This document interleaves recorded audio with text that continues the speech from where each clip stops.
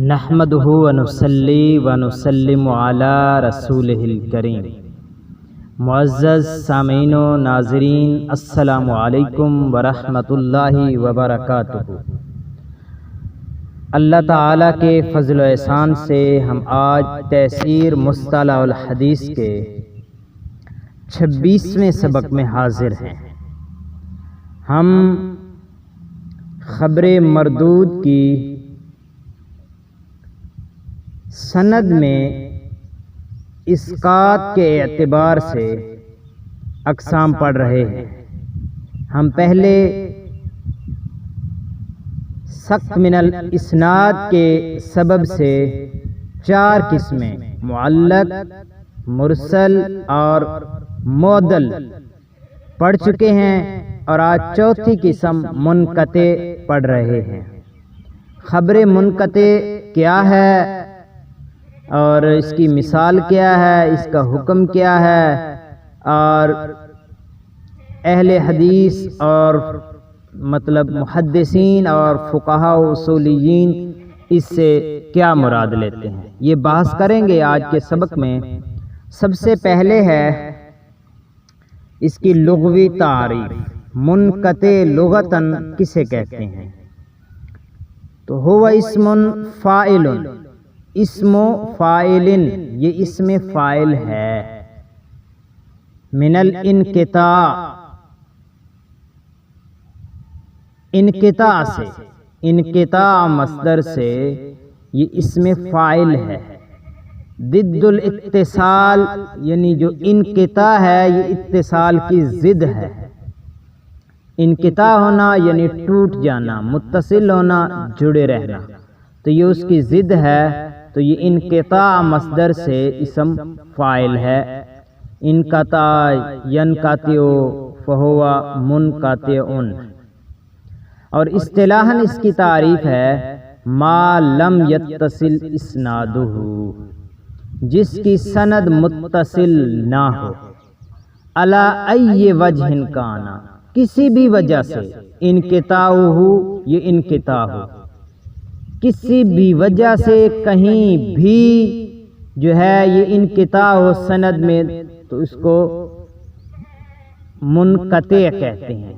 ما لم یتصل اسنادہ، جس کی سند متصل نہ ہو، علی ای وجہ کان انقطاع، کہیں بھی یہ انقطاع ہو، کسی بھی طریقے سے انقطاع ہو، تو اسے خبر منقطع ہی کہیں گے۔ اس تعریف کی وضاحت ہے،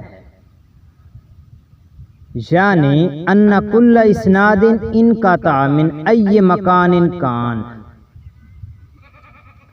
کہ یعنی کوئی بھی سند جو ہے کسی بھی جگہ سے منقطع ہو، کوئی بھی سند ہو اور کسی بھی جگہ سے منقطع ہو، یعنی اس میں جو اتصال ہے وہ برقرار نہ رہا ہو، راوی کوئی حذف ہو، سواء کان الانقطاع من اول الاسناد، کہ یہ انقطاع اول اسناد میں ہو، او من آخر ہی، یا آخر اسناد میں ہو، یعنی شروع میں کوئی راوی حذف ہو یا آخر میں ہو، او من وسط ہی، یا درمیان میں ہو، فیدخل فی، تو وہ اس میں داخل ہے۔ اس بنیاد پر مرسل، معلق اور معضل بھی اس میں داخل ہو جاتی ہیں، کیونکہ منقطع بنیادی طور پر وہ حدیث ہے جس کی سند میں کہیں بھی انقطاع ہو، کہیں بھی راوی حذف ہو، تو مرسل، معلق اور معضل یہ سب اس میں داخل ہو جاتی ہیں۔ لیکن علماء المصطلح متأخرین، لیکن جو مصطلح الحدیث کے متأخرین علماء ہیں، جو اصول حدیث کے متأخرین علماء ہیں، خصوا المنقطع، انہوں نے منقطع کو خاص کر دیا ہے، بما لم تنطبق علیہ صورت المرسل، جس پر صورت المرسل یعنی مرسل کی صورت، معلق یا معضل کی صورت منطبق نہیں ہوتی، جسے یعنی معلق، مرسل یا معضل نہیں کہا جا سکتا، اسے منقطع کا نام دیا ہے۔ وَكَذَلِكَ كَانَ اسْتِعْمَالُ الْمُتَقَدِّمِينَ فِي الْغَالِبِ، اور متقدمین کے ہاں بھی غالب طور پر یہی استعمال تھا کہ معلق، معضل اور مرسل جس کو نہیں کہا جا سکتا اور جس کی سند میں انقطاع ہے تو اسے وہ منقطع کا نام دیتے تھے۔ اس لیے امام نووی رحمہ اللہ نے فرمایا ہے وَأَكْثَرُ مَا يُسْتَعْمَلُ فِي رِوَایَةٍ مَنْ دُونَ التَّابِعِ عَنِ الصَّحَابِي، اور اکثر جو ہے اس کا استعمال تابعی سے نیچے والے راوی میں ہوتا ہے، عن الصحابی، یعنی التابعی عن الصحابی سے یہ نچلے روات ہوں ان میں ہوتا ہے کہ وہاں پہ کوئی راوی حذف ہو تو اس کو خبر منقطع کہتے ہیں۔ کا مالک عن ابن عمر، جیسے مالک عن ابن عمر، مالک اور ابن عمر کے درمیان اب جو واسطہ ہے، جو راوی ہے وہ حذف ہے یہاں پر، تو یہ منقطع کی مثال ہے۔ تو خلاصہ تعریف یہ ہوا کہ ہر وہ خبر جس کی سند متصل نہ ہو، جس میں انقطاع ہو اور جسے معلق، مرسل یا معضل نہ کہا جا سکتا ہو، اسے منقطع کہیں گے۔ یہ متأخرین علماء مصطلح کا یہ مذہب ہے۔ ڈاکٹر محمود طحان اب یہاں خصوصیت سے یعنی اہتمام کے ساتھ علیحدہ ہیڈنگ دے کر لکھتے ہیں المنقطع عند المتأخرین من اہل الحدیث، محدثین کے ہاں، متأخرین محدثین کے ہاں منقطع، تو ان کے نزدیک منقطع کیا ہے؟ جو ہم پہلے عرض کر چکے ہیں، یہ وہی بات ہے قدر تفصیل سے۔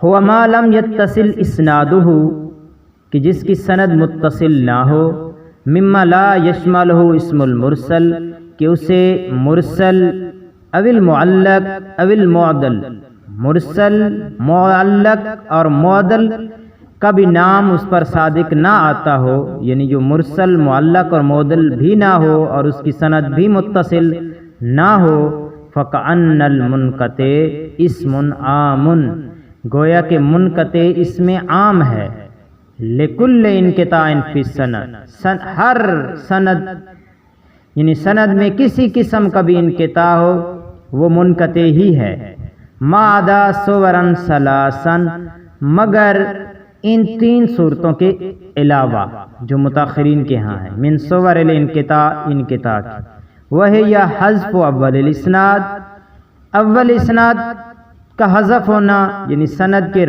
شروع میں راوی کا حذف ہونا، تو اس کو ایک علیحدہ نام دیا گیا ہے معلق، او حذف اثنین متوالیین، یا دو مسلسل راویوں کا ساکت ہونا، من ای مکان کان، کہیں بھی ہو، اس کو معضل کا نام دیا جاتا ہے۔ وَهَذَا هُوَ الَّذِي مَشَى عَلَيْهِ الْحَافِظُ ابن حجر، یہ وہی مذہب ہے جس پر حافظ ابن حجر چلے ہیں، پھر نخبہ و شرحها، نخبہ اور اس کی شرح، یہ نخبۃ الفکر فی مصطلح اہل الاثر، اس میں انہوں نے یہی اپنا مذہب بیان کیا ہے۔ ثم انہ قد یکون الانقطاع فی مکان واحد، کبھی ایسا بھی ہوتا ہے کہ سند میں صرف ایک جگہ انقطاع ہوتا ہے، وقد یکون فی اکثر من مکان واحد، اور کبھی ایک سے زائد جگہوں پہ انقطاع واقع ہوتا ہے، کأن یکون الانقطاع فی مکانین، کہ دو جگہوں پر سند میں انقطاع ہو، شروع میں بھی راوی حذف ہو، درمیان میں بھی ہو، اور ثلاثہ مثلا، یا تین بھی راوی حذف ہو سکتے ہیں، تین جگہوں پر بھی انقطاع ہو سکتا ہے۔ اب خبر منقطع کی مثال ہے ما رواہ عبد الرزاق عن الثوری عن ابی اسحاق عن زید بن یسین عن حذیفہ مرفوعا ان ولیتموہا ابا بکر فقوی امین، یہ حدیث پاک ہے۔ اس سند میں ایک راوی ساکت ہے اور وہ درمیان میں ہے، وہ شریکن شریک ہے۔ ثوری اور ابو اسحاق کے درمیان شریک راوی جو ہے وہ حذف ہے، اذ ان الثوری لم یسمع الحدیث من ابی اسحاق مباشرۃ، کیونکہ یہ علماء جرح و تعدیل اور یہ فن سے تعلق رکھتے ہیں، ان کے نزدیک